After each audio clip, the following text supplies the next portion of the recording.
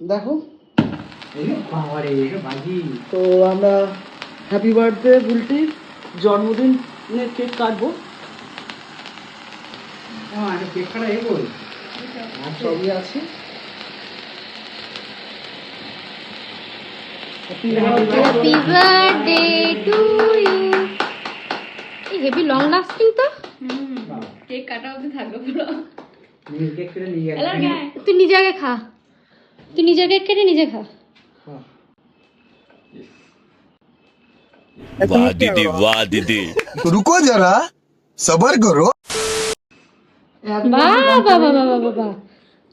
নিজেকে না নিজে খেতে হয়। এবার কেমন ফিলিং লাগছে নিজের কেক নিজে কেটে খেয়ে? আরে তো নিজেরই তো বার্থডে, তো নিজেই তো খাও।